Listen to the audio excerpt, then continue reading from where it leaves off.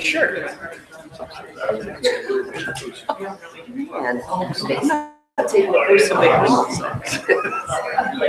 That's in summer school. Actually, we can actually, just have one person sign up for public comment. So if we start now, and forward is dialed in. Mike, are you on the phone? Mike, forward? I am. Yeah, let's roll. I am. Let's go. Very good. Mr. Byler can join us. Very good, let's begin. We're ready to go live? We're already live for my whole little commentary. Very good. This is a special meeting of the Council Rock Board of School Directors on June 14th, 2018. It is really an assembly of the board for the purposes of two items that are on our agenda this evening. One is the approval of an agreement between the Council Rock Education Association and the Council Rock School District. And the second item will be the approval of the 2018-19 budget for the school district. As we begin, I will ask everyone to please rise for the pledge for allegiance. I pledge allegiance to the flag of the United States of America and to the republic for which it stands, one nation, under God, indivisible, with liberty and justice for all. Very good. Ms. Rice, will you please call the roll? Kyle McKessie, Here. Andy Block, I'm here. Denise Brooks, Here. and Mark Violet is asleep. Mr. Bialik is on his way. Joe Hidalgo, Mr. Hidalgo's here. He's just out of the mic. Mary Ann McKee, Here. Ed Tate, Present. Michael Thorward, on the Present. Jerry Grubb. Present. We'll please note that Mike Thorward is participating by remote access as permitted by board policy. At this point, I'm going to ask for public comment. We have one person signed up. I'm not going to run through the whole dissertation. We have at 3 minutes, I'll raise my hand and ask that you conclude your remarks shortly thereafter. Thank you, Mr. Statler, for coming forward. Rick Stetler, Holland. Somebody asked me to comment on the proposed contract with the very modest increases in inflation. Issue is teachers get 3 increases at once: inflation, steps, and pay for degrees. The average increase for the teachers for all 3 is close to 5.0 to 5.5%. How do I know that? Page 42 of the audited financials of Council Rock School District for the year ended June 30, 2017 say so. It probably should be higher considering that the net pension liability is increasing. I have no objection to the modest inflation increases. I have no objection to the step increases. I have huge objections to the 30 to 35 million that we pay every year for the column, the degree increases. They make absolutely no sense. In our current pay scale, someone with 14 years and a bachelor's degree is making 58. For a master's degree, same 14 year, they're making 97, a 66% increase. For a master's plus 30, they're making almost $111,000. It's crazy. What do we get in return? We get absolutely nothing. I've sent to the directors evidence that shows from all the reputable, non-conflicted experts that there is no difference in teacher effectiveness and student achievement, whether it's a simple bachelor's degree or a master's plus all these credits. We're paying all that for nothing. How do you know? I provided the sources, okay? If you're a liberal, you can look up Center for American Progress, Arne Duncan, Brookings Institute, Schenker Institute. If you're conservative, Commonwealth, Cato Institute, Heritage, and many other neutral sources. I gave them all to the directors in a great big 40-page packet. I sent it into the Courier. They published it instantly the next day without even looking because they got the same packet. You can Google it. There's no doubt that that's true. But why did this happen? Why are we paying so much for degrees that are ineffective? Perhaps we want labor peace. This is the goose that is laying the golden egg for teachers. They can retire at 62 or 63 with $100,000 for life.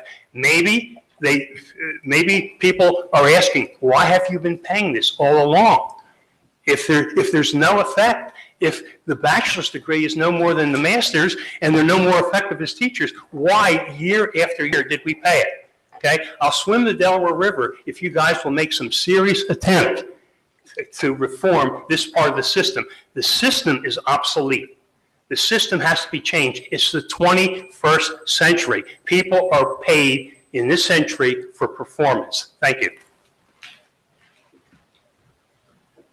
Anyone else wish to speak? That's the only person who had signed up for public comment. Does anyone else wish to speak at public comment?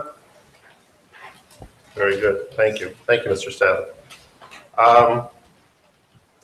The will of the board.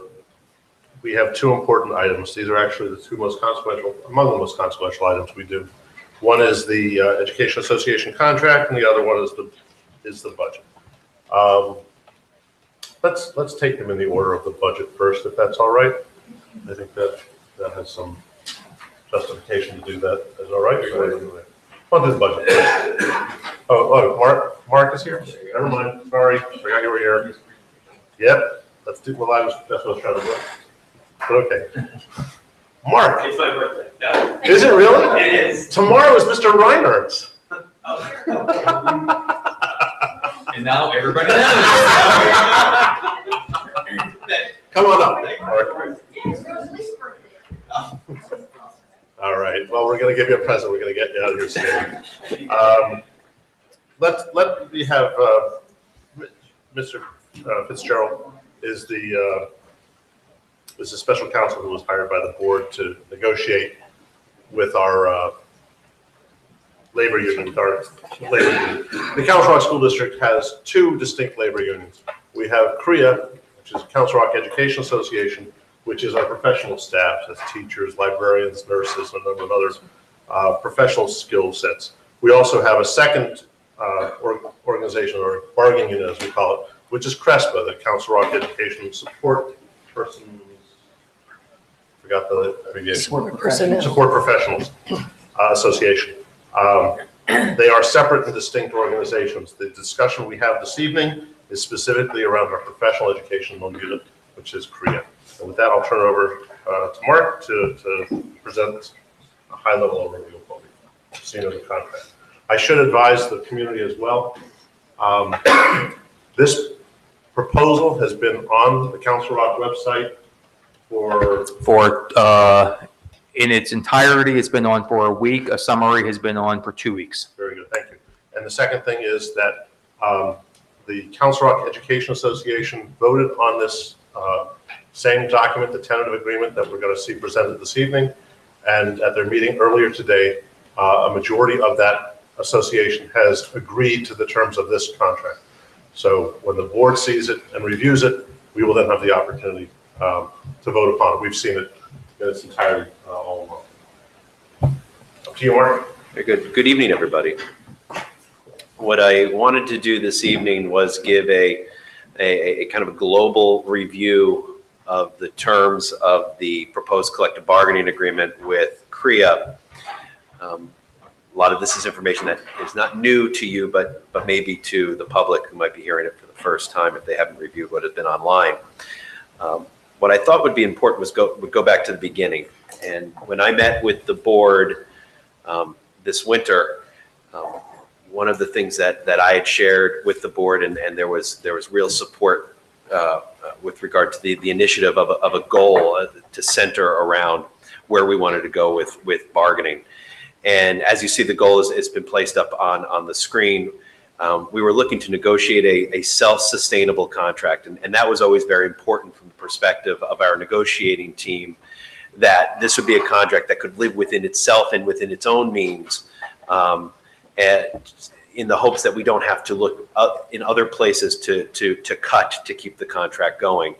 Recognizing also that we need to stay within those limitations of Act 1 and other cost drivers that are within this district, whether it be from capital improvement areas, healthcare, special education, and the like. I'm pleased to report this evening that The proposed contract that is coming before you meets these initiatives that we put in place at the start of these discussions. So let's look at the proposed agreement from a total cost perspective. And the printing is a little small, but I will summarize in general. What you see are the estimated gross costs of the settlement over the 3-year period. What I think is noteworthy for the perspective of the board is the impact that this contract will have from a % increase in mills, as well as the fact that we are not taking into account savings that occur from natural attritional savings that might be occurring within the course or over the course of the 3-year contract. These numbers, and certainly Mr. Reinhardt can specify in some more detail, meet within those Act 1 parameters that we put in place for that overall contractual costs over 3 years. Summary of the salary settlement. Again, this is a 3-year contract, and the salary settlement is broken up essentially into a couple of areas, and that is step movement, horizontal movement, and money that might be placed into the salary schedule. In the 2018-19 school year, as you will see, the only new monies that are added into the schedule will be monies at step 14. So every other step within the salary schedule remains the same from 17-18. There will be vertical and horizontal movement for eligible members at the first pay period of the 2018-19 professional year. In 2019-20, 0.75% new money is added into the salary schedule, as well as vertical and horizontal movement, again, during that first professional pay period. And then finally, in the 2020-2021 school year, 1% is added into the salary with vertical and horizontal movement. Moving to healthcare. Currently, we offer 2 plans. We offer the Personal Choice 20-30-70 plan, as well as the Personal Choice C3F1-01 plan. As has been discussed both with CREA and as well with the board, these are quite rich plans from kind of the spectrum of plans available to employees. One of the major initiatives from our perspective, notwithstanding what was a very positive experience year from a healthcare cost end of it, was to evolve our plan designs over the course of the contract, really in order to become a more consumerism-based program for healthcare, and really to set the district up for what is competitive healthcare moving forward through the 3-year contract. During year 1 of the contract, we are maintaining the Personal Choice 20-30-70 plan, as well as the C3F1-01 plan, as kind of a co-core plan cohort at 19% and 14% employee contributions. As you will see, the current prescription drug plan is also noted and will remain. Where we see changes significantly, though, is in year 2. And as you will see, the kind of co-core plan scenario in year 1 changes significantly, where the C3F1-01 plan becomes what is known as a buy-up plan. So employees that desire to maintain that coverage will have to pay more for such coverage. The core plan will, on the other hand, change to a new plan, a C4F302 Flex Series plan. You will be the first district in this county to offer such a plan as a core plan. In addition, there will be the introduction of a high deductible plan. When we say high deductible plan, we're essentially talking about a plan that qualifies under the IRS rules as an HSA qualifying plan that will allow members to who decide to select this plan should it be best for them in terms of their healthcare needs. From our perspective, it was important to create a menu of plans for the different type of consumer of healthcare from within this organization. It really shouldn't be just a one plan for all. There will be different needs for different individuals. In addition, in year 3, these same 3 plans will be available at the noted employee contributions in the slide. With regard to the prescription drug program, the proposed prescription plan will evolve into a 4-tier program of copays of 10, 30, 50, and 50 for the type of prescription that will be needed by the individual. One of the core components of the prescription drug program are the clinical management programs that will be put in place, whether it be the prior authorization from doctors for certain utilization, step therapy, or drug quantity management to align to federal drug administrative guidelines. There are, it notes, estimated savings. I think the best way to describe that is more cost avoidance as relates to the increases in premiums from year to year. And these are real dollars that our healthcare consultants have said will occur when we move into these various programs. Other areas of change that are note. One of the other pillars of our discussion, both at the board level and then certainly when we met with CREA over the course of the winter and spring, was the need to address horizontal movement on the salary schedule. And I'm happy to report that we have modified the collective bargaining agreement to address a couple of key components. The veracity of the courses that can be taken, how those courses are connected to the needs of the district. It's important to note is there's based on the proposed language, a real connection that will be required to the programming and what the individual does in terms of their employment within the district. And then, in addition, a preferred or exclusive provider of such courses. We've developed, along with the association, a list of schools that you can take courses from, which means that there are a lot of places you can't take courses from in light of the fact that over the course of the last 10, 12 years or so, there have been a lot of online and frankly, pop-up colleges and organizations that have gained accreditation across the country that have offered courses.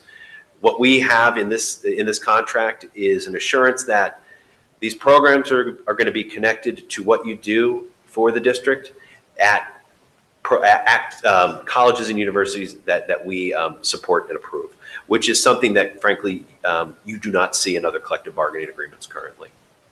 Finally, beginning in the 2019-20 school year, there will be an increase in the professional work year from 189 to 190 days. That is, in my opinion, the kind of the 10,000-foot view of some of the major components of the settlement. There were, as certainly you can see online, a number of other smaller kind of non-economic language-based issues, but from our perspective, these are kind of the headline issues that we wanted to share this evening. Are there any questions of any members of the board?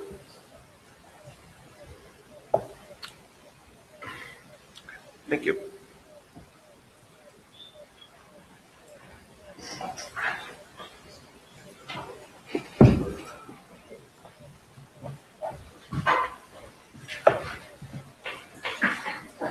Thank you very much. Let's look for a motion, if it's all right. We had a small committee of the board had been the lead for this. I'll ask for one of those members of that committee to make the motion, and the second member of that will second.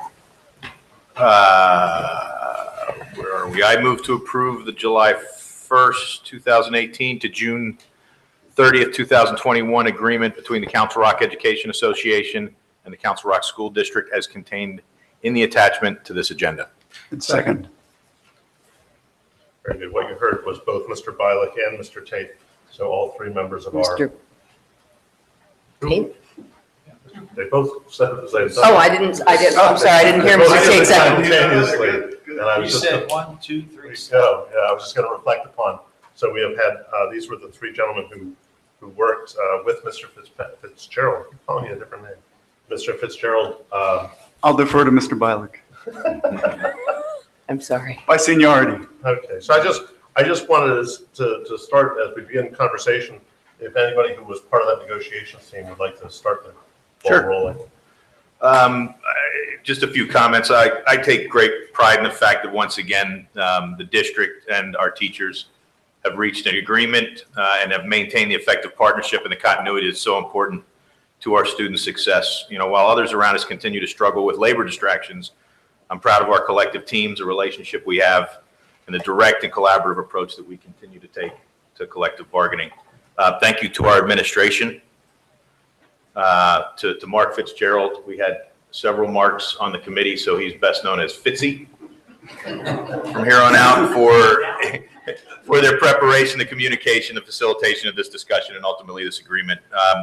Thank you to Bill Gerhauser, the entire Korea bargaining team, the entire unit for their partnership and ultimately the work that they do in the schools with our kids in this district that make this a great place to raise kids. I am personally supportive of this agreement as I believe that it provides for reasonable and responsible outcomes with regards to salaries and health care, as well as continues to support the professional development of our staff in a responsible way. I would say congratulations to us all. We have done good work. Thank you. Anyone else like to speak? We'll open up to the floor. Go ahead, please. I'd simply like to say thank you to CREA for negotiating with us in a professional manner, even while challenging us and helping to maintain a positive relationship that's so essential to the educational environment that we want to provide for our kids. I think that's terrific. I also want to commend the administration that was very well organized and handled very professionally. Mark, thank you. And I think we have a fair and reasonable agreement. And so I express my appreciation to everyone involved and my support for this agreement.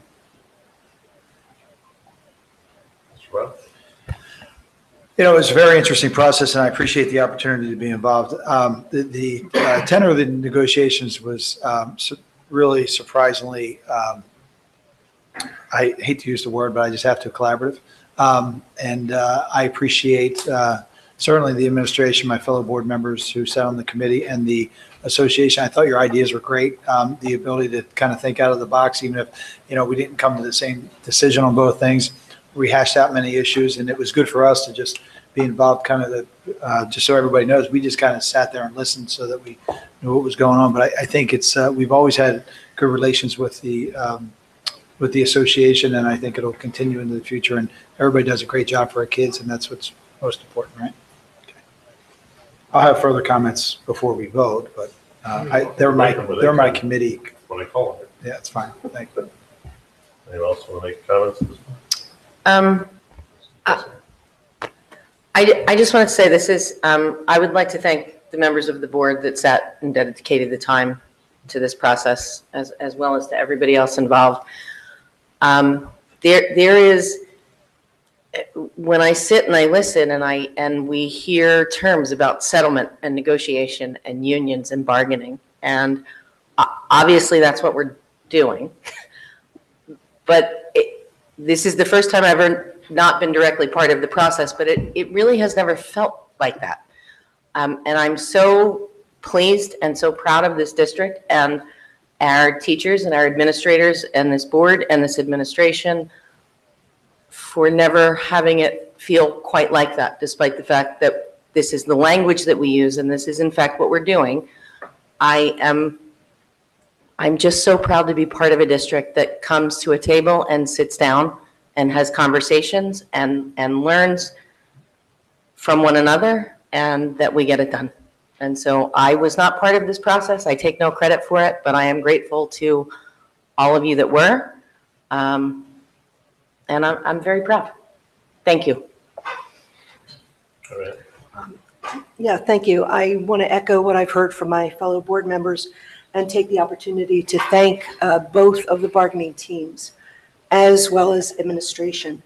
I agree with Mrs. McKessie in that I was not directly a part of this negotiations. I'm in a very unique position of having participated previously.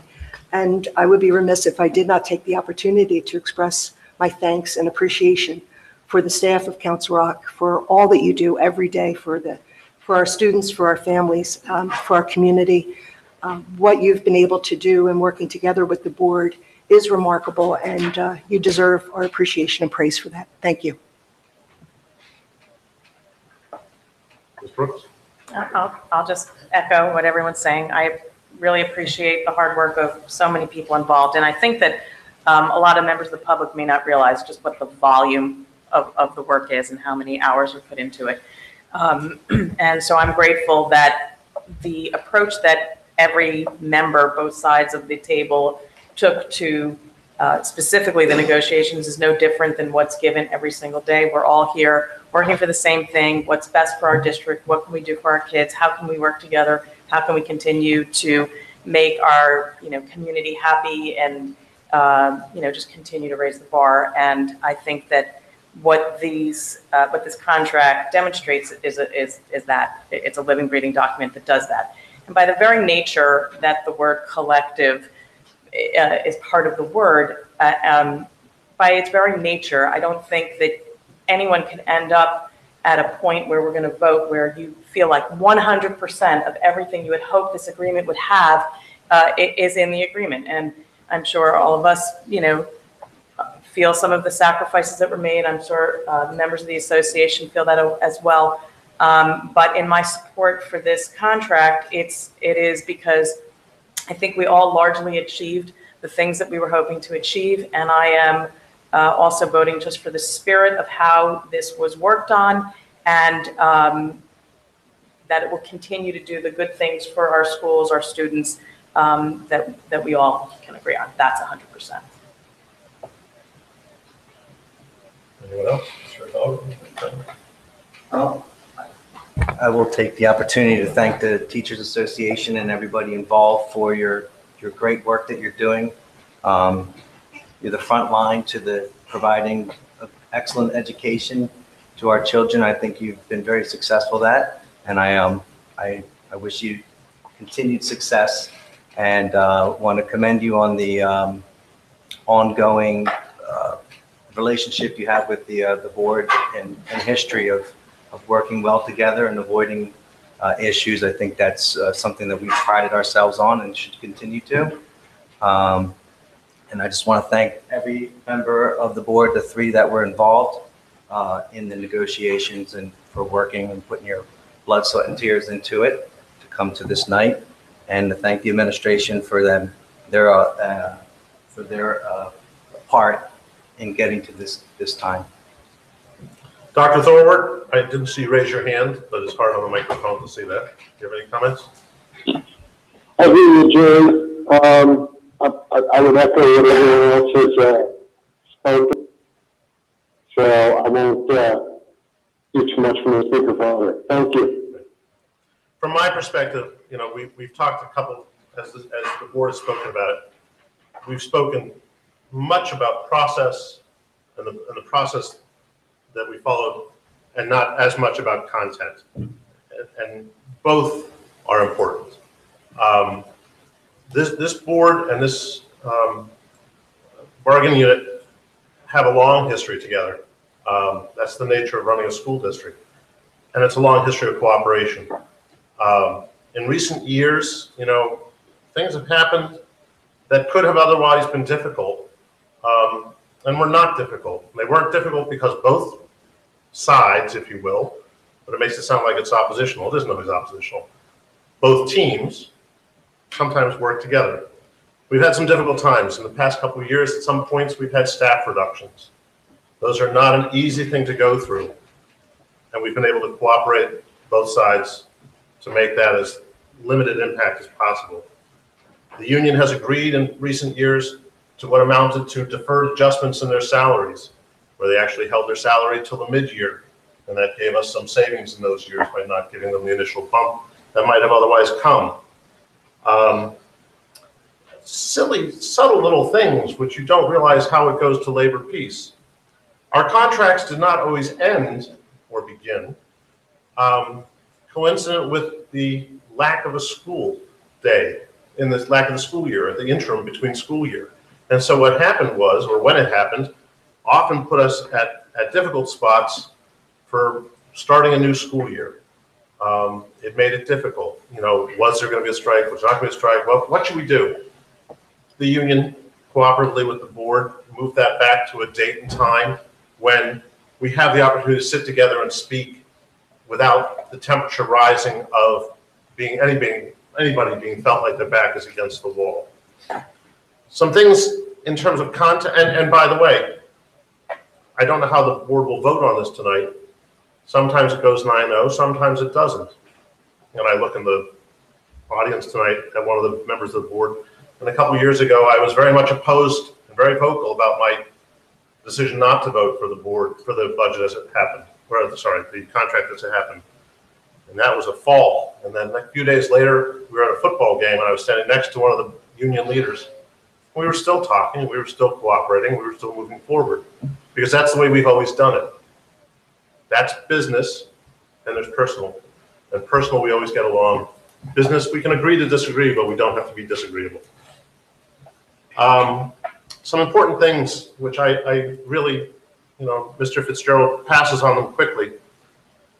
He cited something here, and he said, you're the first district, Council Rock is, to have this sort of plan in the insurance. Our union and our board worked cooperatively a number of years ago to bring the contribution for members of the union to a much higher number than it had ever been before in terms of their contribution. Much more reflective of what it is in the commercial sector. Much more reflective, much more on par with what the commercial sector is. What it shows is that we're dealing with realists on both sides of the table. The wages, the wage increases here, they're appropriate. There are aspects that, as we look at it, on any one person, you can look at an item and say, I don't like that particular item. But as a board, we vote on it as a collective, as a cohesive offering of a settlement. And on the whole, it's very good. It really does set ourselves ahead. We have informally been contacted by some, or Dr. Frazier, I won't say we, has been contacted by some other districts, it will remain nameless for the time being, who were quite amazed to see the nature of the settlement. I don't know if they were amazed just at the content or at the apparent ease with which it happened. But let me back up from a second to that, which is one thing, and I'll make this brief, which is making it look easy often sometimes is difficult on both sides. We've talked a lot about what Mr. Fitzgerald has done. We've talked a lot about what our team of 3 board members has done. We have not spoken as loudly or as clearly about what our Director of Human Resources, Mrs. Doug, I forgot your name, Ms. Taylor. Oh, that was terrible. Mrs. Taylor. Suddenly she became the mother of my 3 sons. Mrs. Taylor, and as well, Dr. Frazier. You know, part of this, we look at this is the first contract that we've had, I believe, since you joined us with the teachers union. And I think that's an important recognition there, that we have a new superintendent, now 3 years in his 3rd year on the job, and he's continuing a tradition that we've had of labor peace and good interaction between people and mutual respect. So I'll shut up in a moment with the final comment, which is we've really based most of this negotiations over time on mutual respect, and I'd like to see that continue both now and in the future. With that, unless there's further commentary. So I wanted to comment as a member of the committee, but I have some comments as a board member. So I really struggle with this, and I do appreciate the nature of the negotiations and the nature of the contract, and I greatly respect our staff and appreciate the work that has gone into this. There's an item, and I also appreciate the board members' comments about the contract as a whole, and there may be some items that you're not entirely happy with, and I'm certain there's members of the association that feel the same way. I really struggle with the $1,000 payment to each one of the members that are in the top tier, primarily because it's such a small payment to the members, netting of $700 $700, $800 for each individual. It was such a large expense for the district. So, because we're talking about $1,000 for each one of the members in the top tiers is over 400,000, right, Bob? 481,000.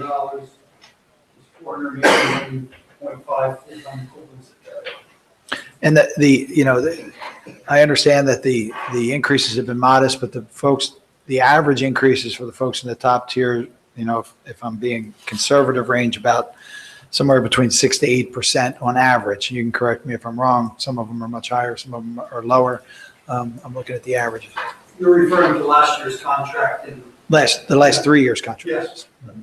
So last contract. Yeah. But isn't this year's contract, that's. So honestly, and I'm always, open, we try not to talk about these things, and I've had some one-on-one conversations, but I'm open to input from my fellow board members because I think about $485,000, and it just so happens that we're sitting and, coming up, we're voting on the budget next, and we pushed our administration to say, if it wasn't for the Act 1 index maximum, and we came down to 1.9, what would that mean?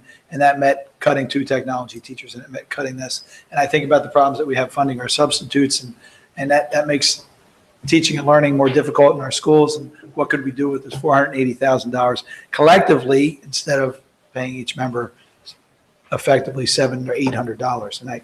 So I really struggle with that. I don't want to be caught up in the minutia of one item, but I think almost $500,000 is more than minutia. So my point, I guess, is that I walked in here tonight, decided that I would not support the contract only for that reason.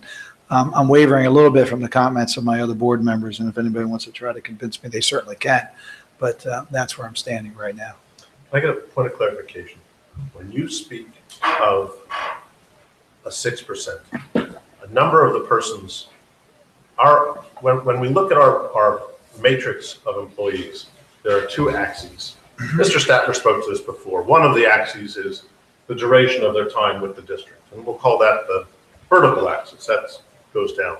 As you're here longer, you go down and down.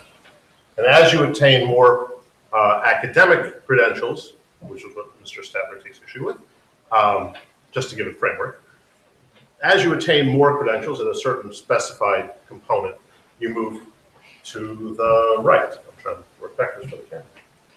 What we have is we have a number, about 481 employees who are here 15 years and have pushed as far to the right as they can in terms of salary matrix. And so when we give an employee in that perspective a raise under this contract of $1,000 in the first year, it's not 6%, it's sub 1%.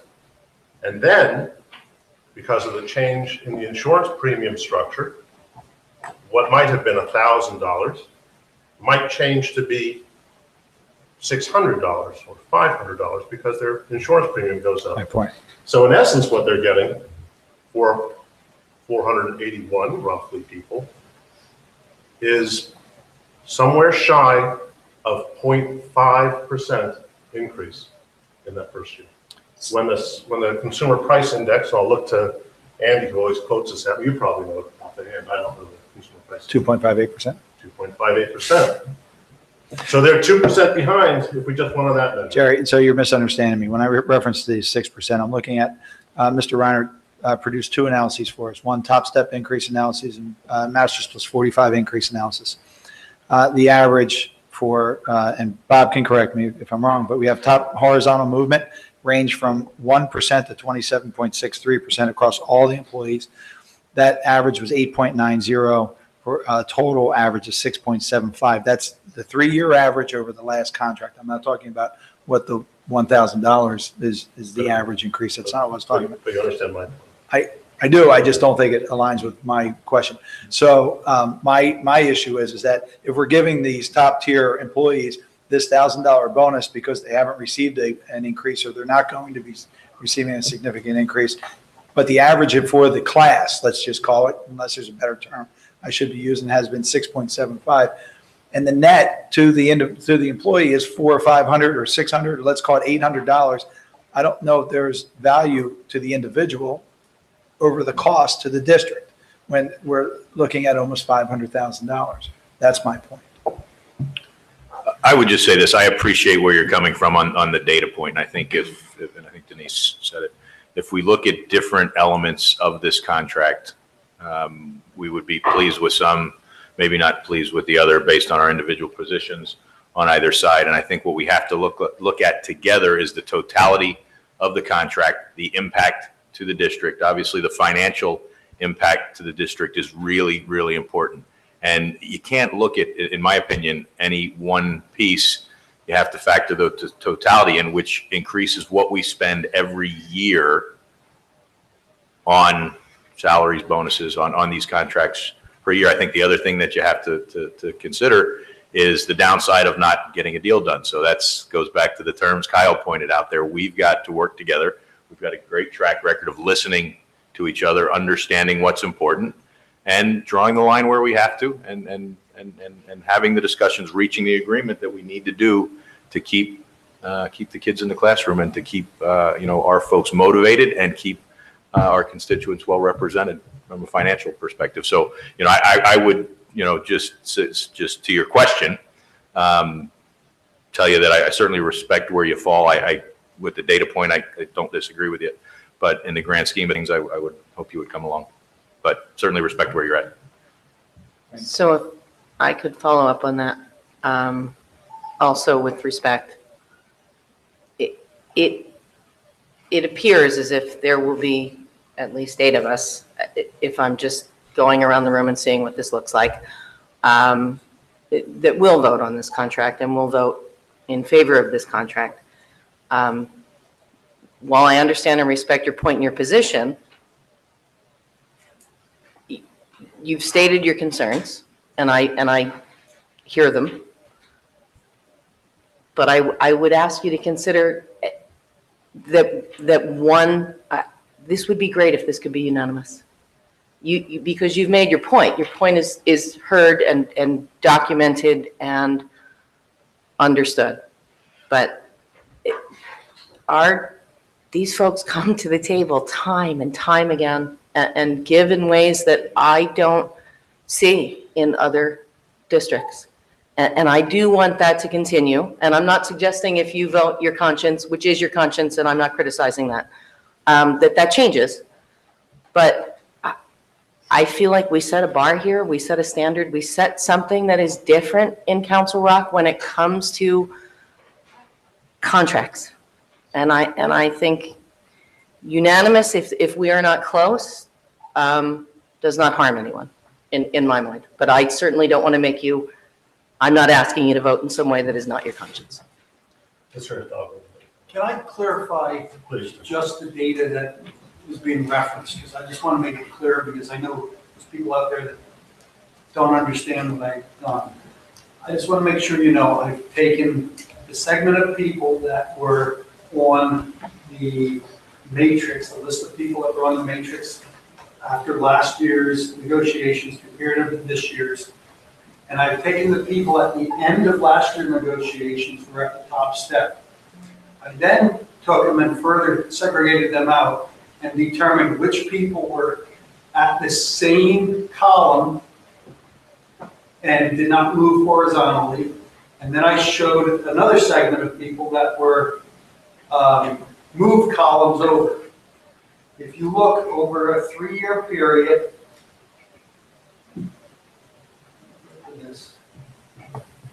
over the 3-year contract, people that were at the same column that they started with received a 4% raise over 3 years. It's a relatively small raise. People that moved columns overall went up about 9% over 3 years. And the calculation then came to 6.75% on average. But that's a 3-year increase. I don't want to make it look like annually people got 6% or something like that. That's over a 3-year period. There are, as Mark discussed, there are variations that are out there pretty good, but I just want to make sure you know that this isn't an extraordinary number, and it isn't an annual increase. It's over a 3-year period. That's when the salaries were increased, and there's very different segregation of people that didn't move columns and people that did move columns, and it is very different. Mark, I'm sorry, but I just want to make sure people understand that with the papers here and all that. I don't want it to be written differently. Thank you. So I think I explained that. I think it was very important to understand the differentiation between a single year and over a 3-year basis. Thank you for bringing that up. Mr. Hidalgo, you have comments? Yeah. So I'll preface it by saying I'm the newest member of the board, so I wanted to listen to everybody before I spoke. Coming in halfway through the negotiations and looking at the report that you created from Mr. Bialik, and you talk about those pockets that drag the average up, and you look at double-digit numbers over 3 years, and it stands out. And then Mark makes the point about a small $1,000 increase for the first year for the people at the top step. And that's good for those who are maybe at the lower brackets, but the ones that are up at the top are already sitting pretty. And you think about the ones who have already just made double digits in increases. If it could have been addressed in negotiations a little bit better, I think I would feel better supporting this contract. I'm 100% for the teacher union. I think they do a great job, and I want to keep the peace. But down the road, we're going to have to really look at this together as a group and think about, we cut 40 FTE a few years ago, which saves you $5 million if it's cost $125,000 for one person to be here. And I don't want to see us, because we keep increasing the contract costs with the limitations we're able to increase revenue by with the Act 1 index, to have to go and start looking at more cuts. We're being pressured with the capital improvement plan, which we have to keep our infrastructure going. That's a big expense. And the PSERS contract obligation the state is putting on us is also a huge burden. So the other piece that we can look at is working with you guys to see what we can do to try to keep things manageable, because I feel that we're under a lot of fiscal stress. As good as we're doing, I think down the road we could see some issues in the next 4 or 5 years, and I'm trying to make that known, I guess. That's my opinion, and I have not been in the negotiations. I haven't spoken to many people about it, but that is my conscience at this point. So I will be supporting the contract at this point. I'm sorry, you talked over, you will not, or you will not. It is interesting, you speak of double-digit inflation. Over 3 years, double-digit raises. So that would be a raise of 10%, if that's double digits, which works out to 3.3% per year, which, if Mr. Bialik gave me the number, which if it applies for any time in the past history, is 2.5% consumer price index, which means that it would seem that those persons got an effective raise of 0.8% when you look at the CPI versus what the raises would have been to get them to the 10% number. I don't see that as egregious. The second thing I wanted to point out was, and Mrs. McKessie said it of Mr. Bialik, and reflects my opinion as well, which is, sometimes when a board votes 9-0, some people feel, in the union might feel that they gave up too much, because if that's going to get 9-0, I gave away too much. I don't care whether it goes 9-0 or whether it goes 5-4. My perspective on this, though, is in past years, I have been a huge proponent of maintaining the status quo. But the reason for maintaining the status quo when I wanted to do it was because it created a line in the sand about some other aspect. It wasn't the monetary aspect. It was about some other aspect, about wanting something more in the contract. So I understand if you choose not to vote, but I also think then that what would have been appropriate to vote for And if we had done nothing, we would actually, in my opinion, and I'll look to Mr. Reiner for a head or shake or nod, which says, I think if we stayed status quo, we'd actually be spending more between healthcare and the prescription benefits. We might be spending more. We've had a very good year in healthcare and able to maintain the premiums for 1 year. So in this year, we can't use that as a variable. So at status quo may be really not, that might not be happening this year. But in past years when our healthcare was going up quite a bit, yes, I would agree with you. This year is actually, we've had a good year. So when I was speaking, I definitely think people that are lower on the matrix deserve their cost of inflation. It's where I have a large pocket of people moving up, and I don't know what the actual dollar amount is to the cost to the district for that. I was trying to disseminate it for all of the large, like, because under my impression was that there was only so many people at the Masters 45 when the contract started. Masters 45, before last contract, there were 20, because it wasn't Masters 45, then it was a doctorate. There are now 404 people there, so there's an increase of 384 people over 3 years going to the Masters 45. And I'm okay with that, but we have to be able to compensate for that extra cost. I feel like, are we going to be able to keep up with this in 3 or 4, 5 years? That was the last contract. That really was. Sure. So I'm trying to use this contract, and I'm glad you mentioned that, because I would like to see, we made maybe a mistake, or, you know, let things happen. This was our opportunity to try to address that point. And I think we did. We addressed it by minimizing lateral movement. And I think the teachers have been union has been very gracious with what they've agreed to. This goes more to the long term. You know, I want the teachers to be paid well. I just think we have to all give a little bit at some point. And I mean, I'm not to say that you're not giving, but it's the dollars and the cents, and we don't want to see teachers get cut. I don't want to see programs be cut. I want to see buildings continue to be, projects funded if possible. But does that change anything that you were saying? That I wasn't really saying that it's like no 3% for everybody. I understand the perspective, and I appreciate the perspective of the thought being that if the money isn't spent in the way it's being considered to be spent, it will be available in future years if we wanted to add it to the classroom as more teachers. This was in part Mr. Violet's reference to by example, the technology it made. I understand that. I don't know that, again, back to that point, which is I don't know what each contract is an incremental movement. And you get a little, you can't get it too much. It is, by its nature, it's collective bargaining.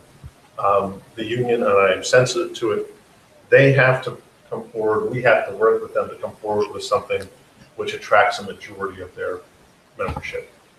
We could come up with something which we thought was great, but if it doesn't attract the majority of their membership, it doesn't. That's the nature of collective bargaining. Mr. Grapp? Yes. Could I ask Mr. Fitzgerald, do you have any thoughts or comments on this particular discussion? Before Mark speaks, I just want to, because I started this conversation, I understand that the last contract, and we all acknowledge that Masters Plus 45 was a surprise. Joe, just to answer your question, the increase was $4.1 million in the Masters Plus 45 column. The top step, the additional top step is $3.9 million. So that's $3.3 million. So that's over $7 million. But that's the contract. You've got increases ranging from 1% to 27%, and that's all, and that's collective over 3 years. My issue is that when we're talking about negotiations, and Mark can speak to this, or Mr. Gerhauser could speak to this. The cost, I'm going to just repeat it again, the cost to the district seems great to me. The benefit to the individual member seems inconsequential. So if this is all about, the majority of the association and having the majority of the association vote for the contract and it's an agreement, I understand that. I just don't know if we couldn't have had a contract that small increase to some of the members and significant cost to the district where we could have applied those funds elsewhere. Mr. Grubb, you mind if I just want to say something because I can share and appreciate, especially as a new board member, Mr. Hidalgo's concern about the long-term health of the district. When I came on 5 years ago, I felt the same way.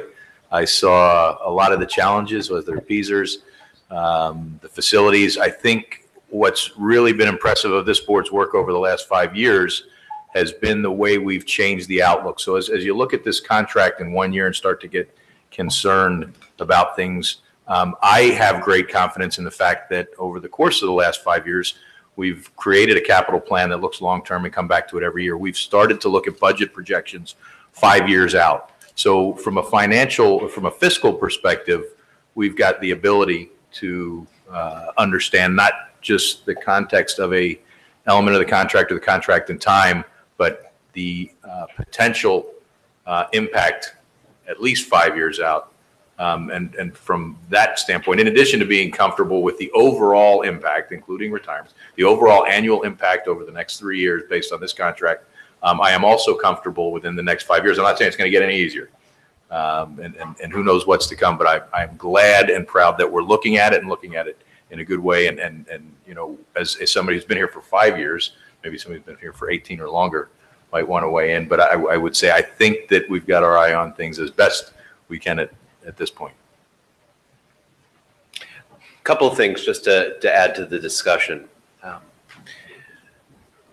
There was talk about, well, you have to look at this as a package. And that's true. And I will always say that to a board, even to the association when I'm with them at the bargaining table. But even if you take the individual component parts out of that package, I'm looking at those component parts in a very good light.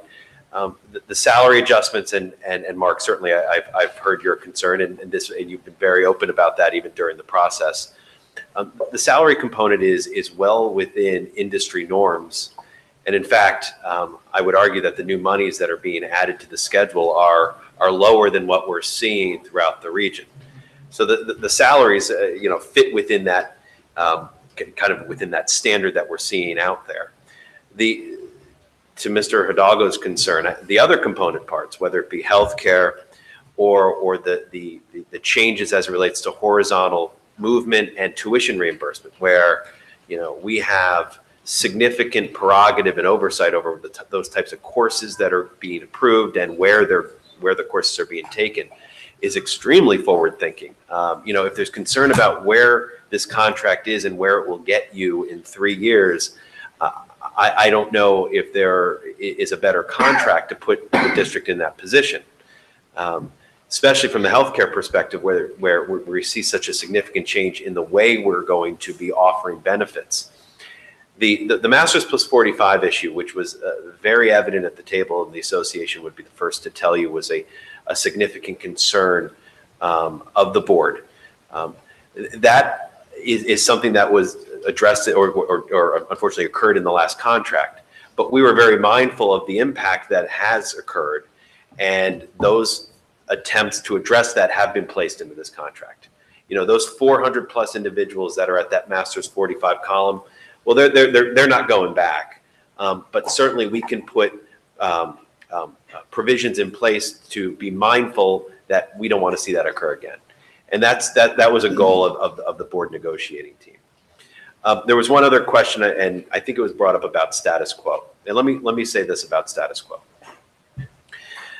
Status quo comes with the freezing of a contract. So what occurs on June 30th is occurring on July 1st. But negotiations continue.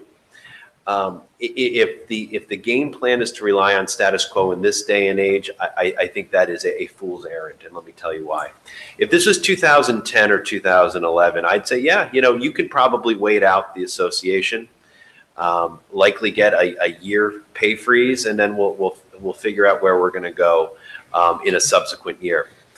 The issue, and it would certainly be something that I think would occur at a district like this, is one or both parties would request fact-finding through the state, where essentially an arbitrator would come in and devise his or her own plan as to what is the contract. We get a chance to vote on it, approve it, reject it, as would the association. And one of the things that I said certainly internally to my team, but I think it's noteworthy here, is I don't think we would ever see this type of deal in fact-finding. I think this was, from the salary end to the healthcare end to the tuition horizontal movement end, there were a lot of gets that we got that when you go to fact-finding, you're looking to address this particular issue or that particular issue. And I think this then addresses that best of both worlds, getting a contract before status quo and something that you probably wouldn't get even in status quo. That's why I think this is such a good opportunity for the board. Okay. At this point, could I just comment? I'm sorry. Go ahead. All right, so I got my point across Right. About my conscience, but I want to rely on the attorneys, the labor attorney's judgment, and with everything you just said, because I was on the fence, but I want to be able to tell the teachers union that we are, and that I do support them 100%, in their endeavors and in their pursuit of happiness and for doing a good job for the kids. I just wanted to make my point, and I think I made it, that, coming down the road in a couple years, we may have to look at doing something differently and look at what can we do together to help us see where we're at financially at that point, So as I said at this point, that's why I probably will just don't be so shy if I vote differently. I will say this, and then I'll ask Mrs. Rice to call the roll. An aspect of pride for me in this district is that everybody keeps their focus on what's important, which is the education of children. You can stand here and oppose the contract. If your heart tells you that's right, then do that.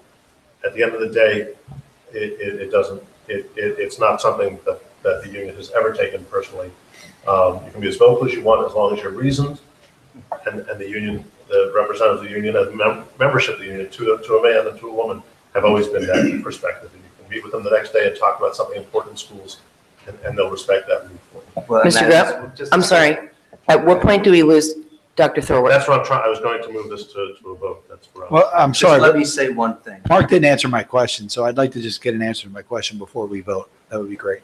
And I just wanted to say that the motivation for me speaking and talking about it does lie in educating the kids, because if we can't afford teachers and we have to cut more teachers, then that goes towards the affecting the kids' education and, certain programs that would not be available.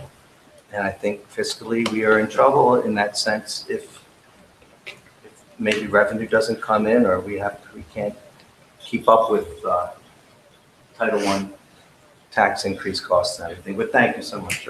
Mark, can you ask the question? Yeah, I will. That's okay. So, and Bill can comment also if you'd like to. My question is this: on the whole, I think it's a fair contract for both sides.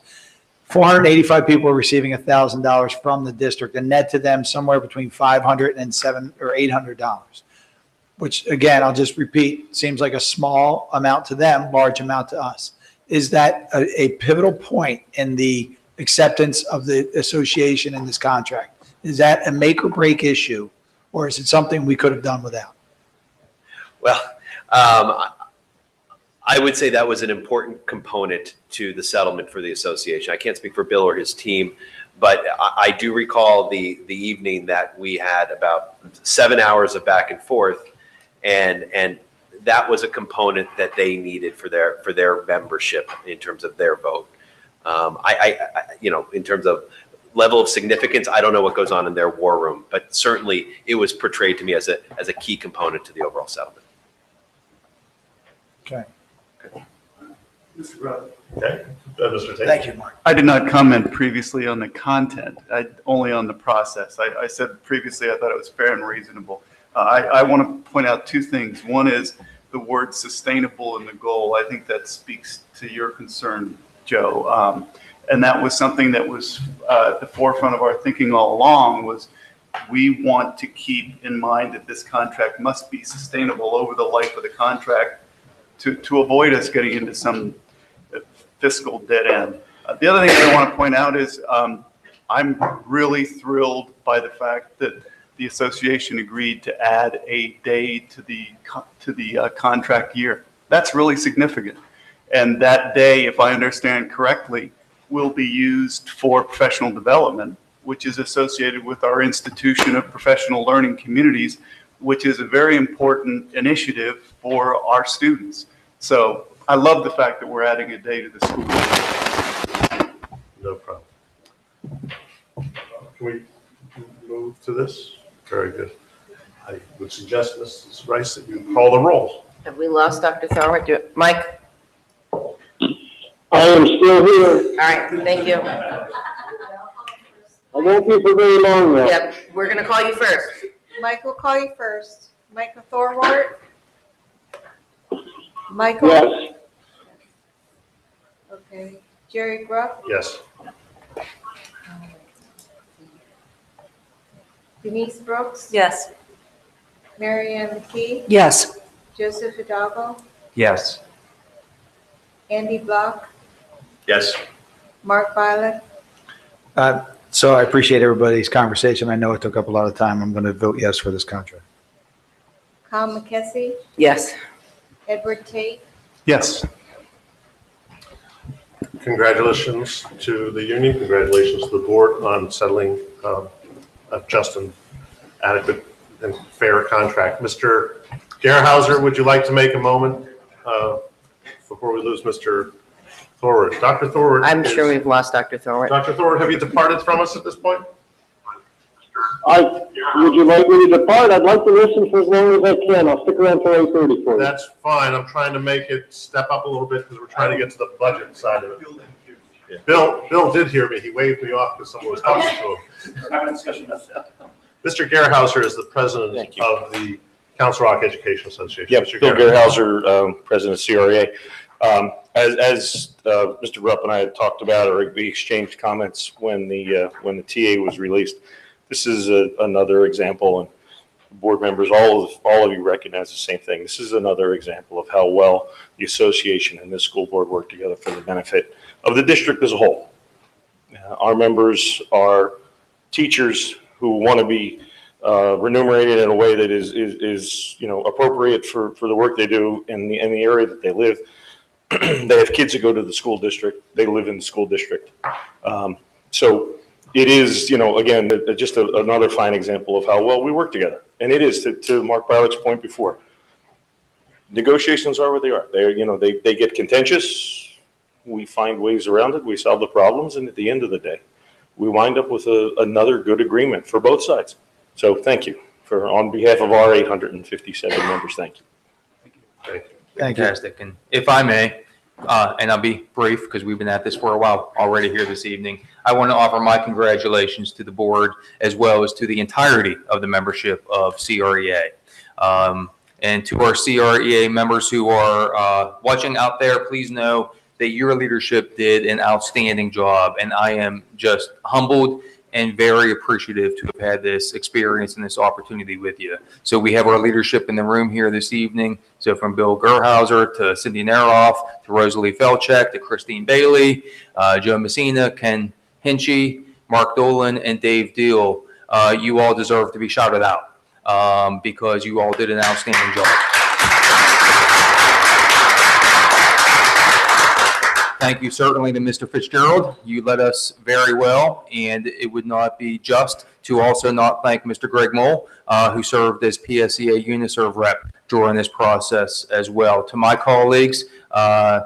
Ms. Christine Taylor, Director of Human Resources, Mr. Bob Reinhardt, Director of Business Administration. We all put in the hours together.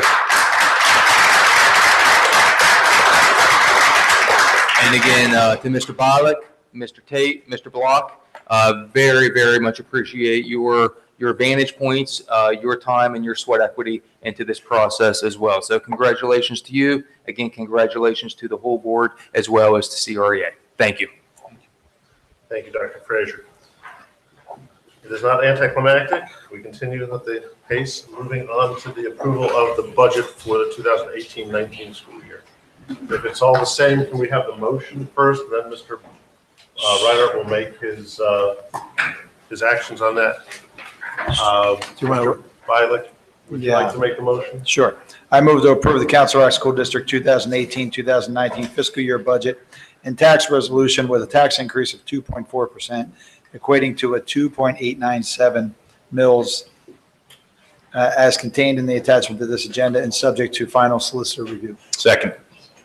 Made and seconded. At this point, I'll turn over to our business administration, Business Administration, Mr. Reinhardt, who will give us a brief presentation. For those of you who haven't seen this 2 or 3 times already. Good evening, everyone. I'm going to go through a fairly short presentation, but I want to start with just showing you where we've been, and I'm going to give you some facts of where we've been, and then get into where we are with the budget. Anyone that would like to contact us regarding the budget, there's our address, and that would go to Dr. Frazier and myself, and we would get back to you in a short order with any of your answers to any of your questions.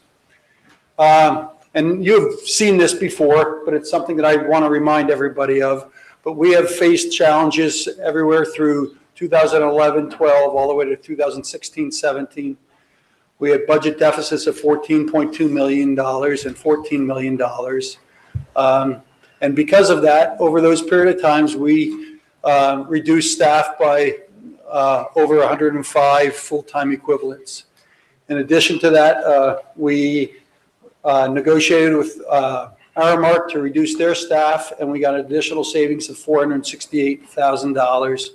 So we have been there, and there have been reductions, and let me go into why they have been reductions. And if you will see, starting at 2010-11, which was the first year of where retirement started to really increase, over 2018-19, if you see, I put the preliminary budget in there because the final budget has not been adopted, but it really is materially the same budget.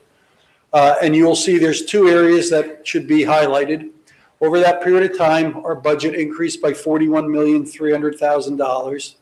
Of that, $28.6 million was retirement and $4.7 million was healthcare. All the other areas of the budget filled in very modestly to try to maintain where our finances. So we are past the large increases in retirement, but it's going to stay plateaued at $37, $38, $39 million as we go forward. So that is where we are to stay for the next 20 years or so. I depicted this graph depicts where the blue line is actually the increase in the retirement rate over the last 7 years. And you'll see how quickly that has increased. And the yellow line, I would say, is the other line that is below it and then gradually increases above that. You will see that our budgets for the first 3 years actually increases were below what the retirement rate was. So that's where we were making cuts just to get our budget to pass, but our retirement took more of the increase than what we had, and then it has crossed over, and you'll see that.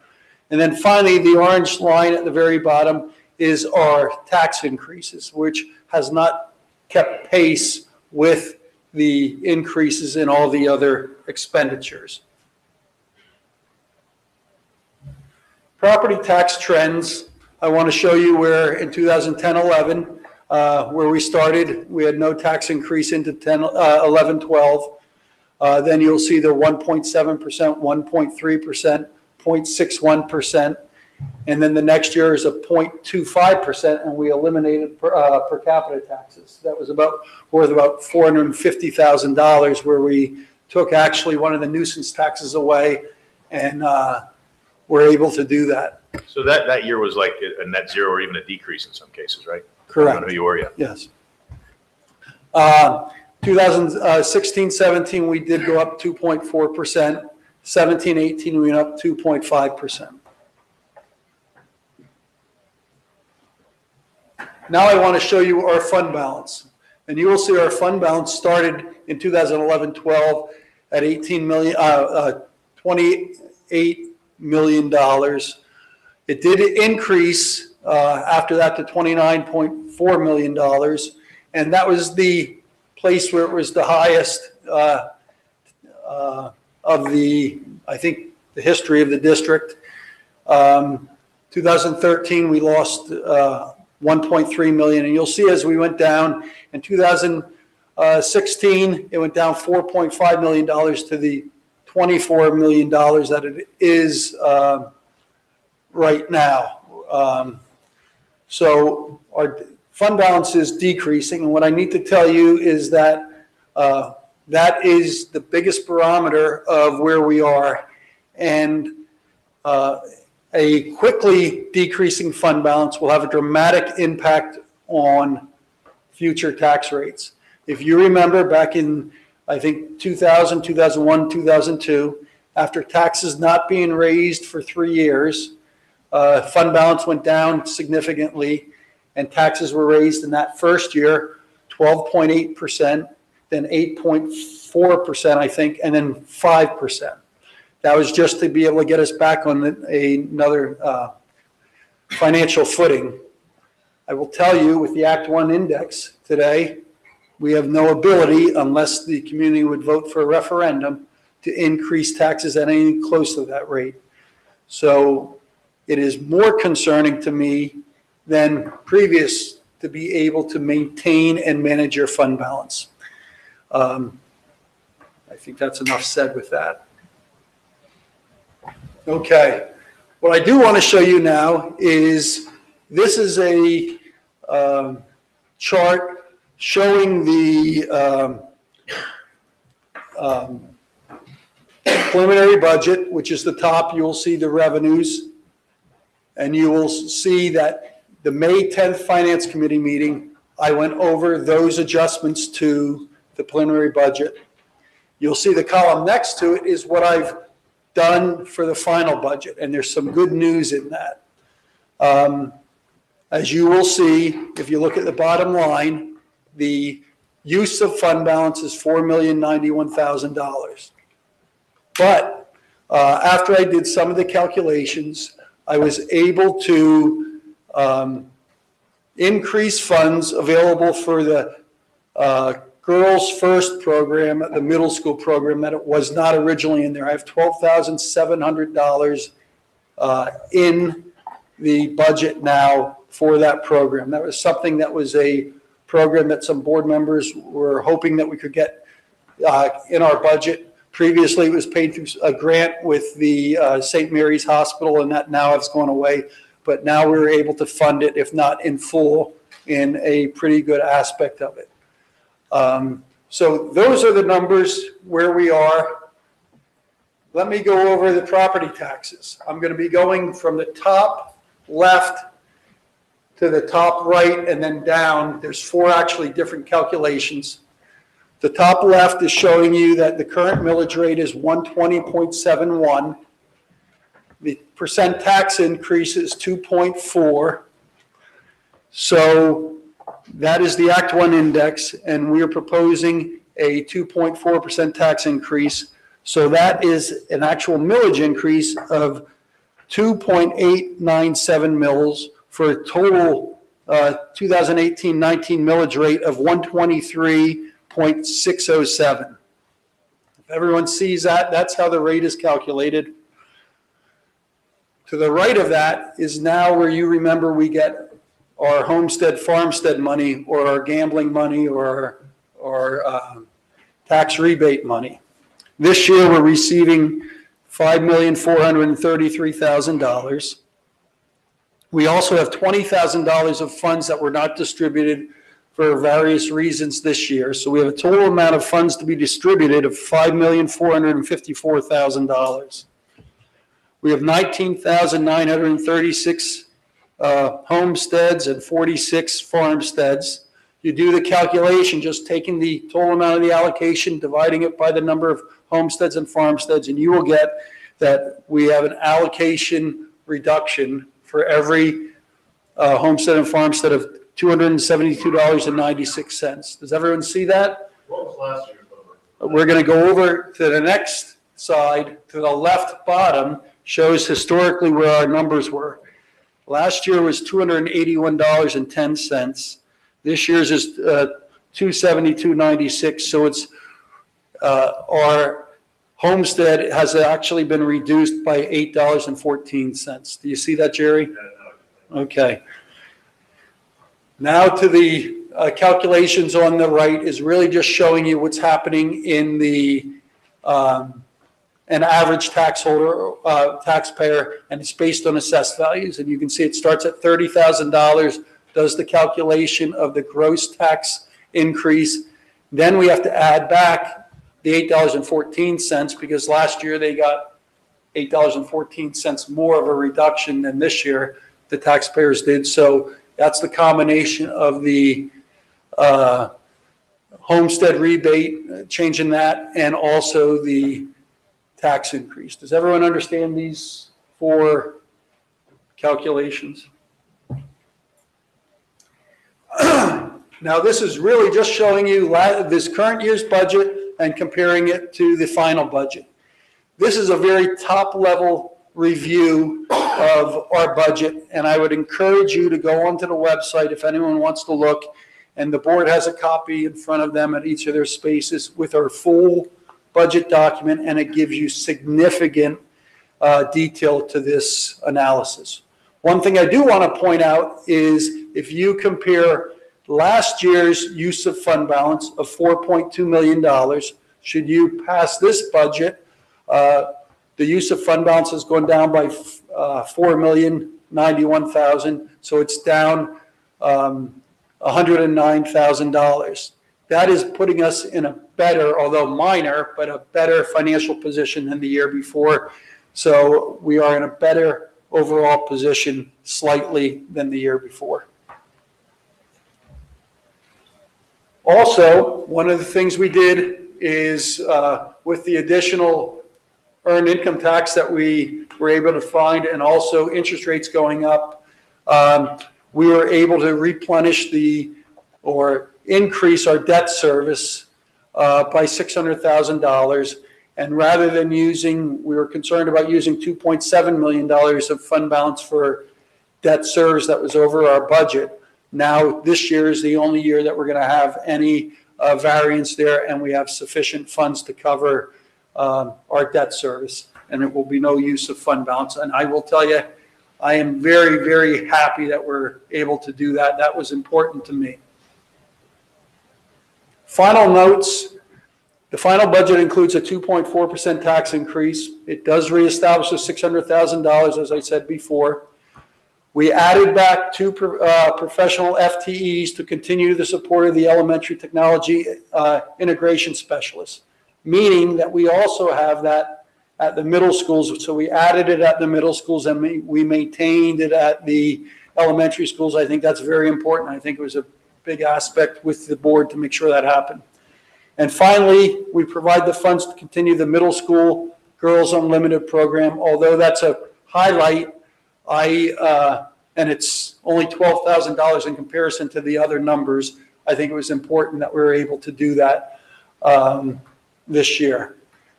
Those are my prepared comments. I will answer any questions you have.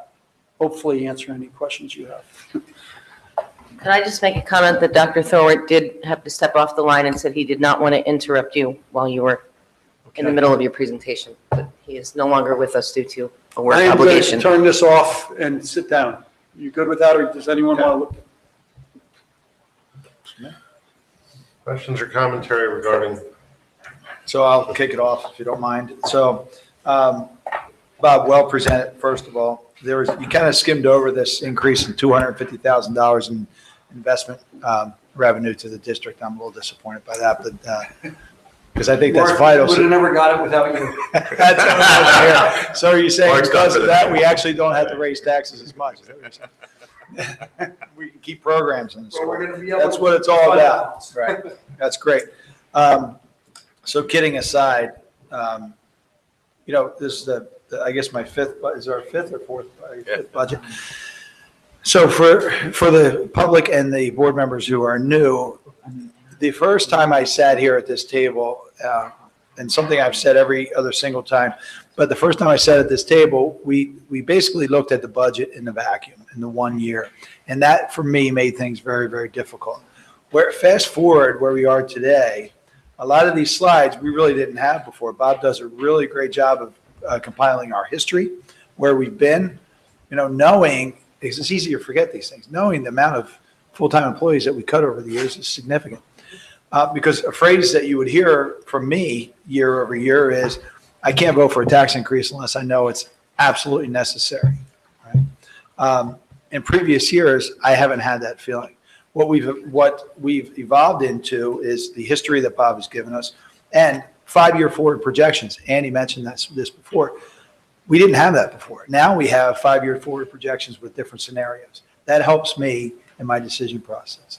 And I think it probably helps the rest of the board because, to Joe's point, what he said previously was we have to worry about not just funding Council Rock, our programs, keeping our buildings standing up and well-maintained, making sure our employees are fairly compensated, but we have to worry about this really for the next 5 years, 10 years. We should be thinking into decades for this because we don't want to leave a crumbling foundation for future boards. I feel very, very good about the work that we did. We challenged the administration with, well, folks, what if it's not 2.4? What if we were just able to reduce that to 1.9? Let's not go to the max.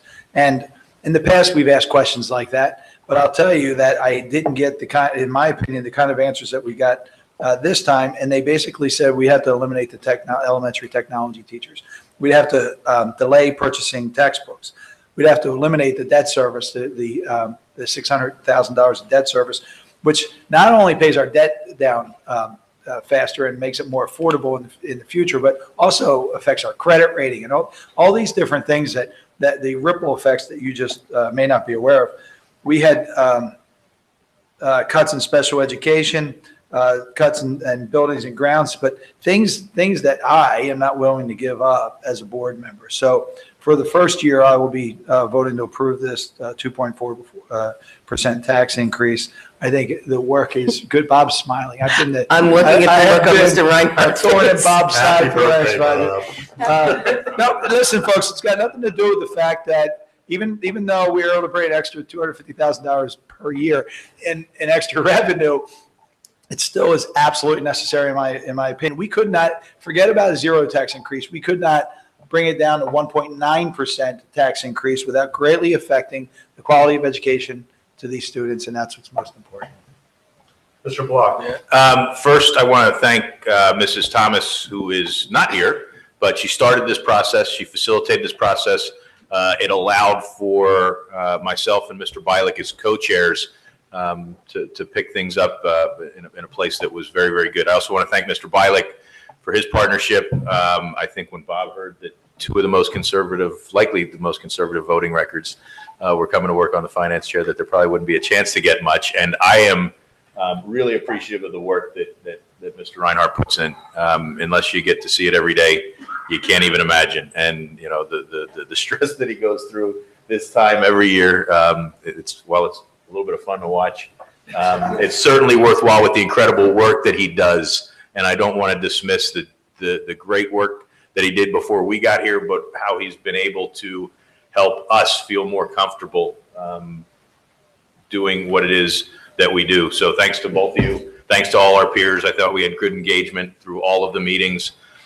While I have not felt good about supporting tax increases in the past, our fund balance grows. Over the last couple of years, it's started to go down.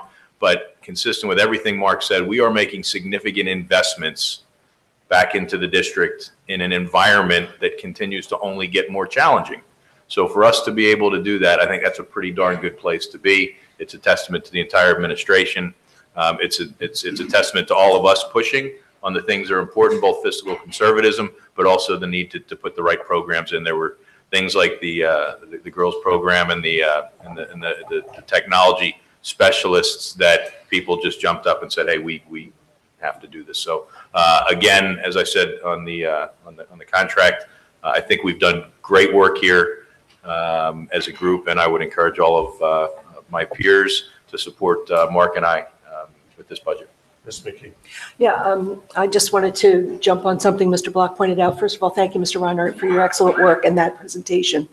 And I just wanted to highlight the elementary technology specialists and the Girls Unlimited program were two things that were very dear to my heart, and I'm so gratified to see that they are included in our budget. So thank you very much. I do think we can't, although I echo the sentiments of all of my board members with regard to Mr. Reinhardt's great work, this is a collective process among all of our cabinet and our superintendent and all of our administration. I think you would agree with me. You certainly bear the stress of it. These are your sleepless nights, and I am very clear about that. But I think we can't lose sight of all the others involved in this process as we move forward. So thank you all for your work. Ms. Brooks. So thank you to everybody. And I'm trying to soak in that Mark Bialik is voting yes for a budget. So I'm just going to soak that in for a second. So that's wonderful. But we haven't voted to vote. We haven't voted. We're indicated. Okay. But I want to just point out, I mean, what Mark said, what Andy said leading up to this, I mean, really demonstrates the complexity and the moving parts and all the variables that go into whether or not you're going to support a budget. And you know, there's so many pieces. I think one thing that really highlights the difficulty of the landscape we're in that we haven't really talked about very much is the fact that we are in this very difficult financial situation of all the things that we want to balance to be able to deliver this education at a time when we are closing Richboro Middle School. So we're closing Richboro Middle School where we talk for long periods of time. We're saving $1.5 million a year through the closing of that school. And in spite of that, because of all the other tensions on the costs of you know, the things that we need to do to deliver education, healthcare, and pension, and all of these things, even with the loss of expenditures of $1.5 million, we're still faced with this really difficult financial landscape. And so, you know, it's not something that anyone takes lightly at this table to increase taxes, but we really well thought through what would happen if we didn't. And I mean, you know, Girls Unlimited, the elementary technology specialists, which of course are really tangible things to students that we felt, but like the implications of the impact on our fund balance, or, you know, what's happening with the debt service, or just in general, the long-term sustainability to execute our capital plan going forward. I mean, all of these things and others really contribute to why this tax increase is necessary. And so it is not easy to support. You know, we don't like going to CVS or the farmer's market or the supermarket and seeing our neighbors and, you know, and having to defend it. But I have to say, I can defend this because I understand what the implication is if we don't. And that sets, in the same spirit of the teacher's contract, it sets us up for something that is ultimately not compromising what we deliver to students and continuing us on a path that is going to be better for the kids. Mr. Bialik, what's the CPI right now? Hasn't changed since before. I think it's 2.58, and I hope I'm right. Yeah, Well, even if it's 2.48, we're looking at a tax increase of 2.4% this year. And the prior year it was 2.5%, and the year before that it was 2.4%. And then you go back in history, and there were tax increases of 0%, 1.7%, 1.3%, 0.61, and 0.25%. I think that historical perspective is important.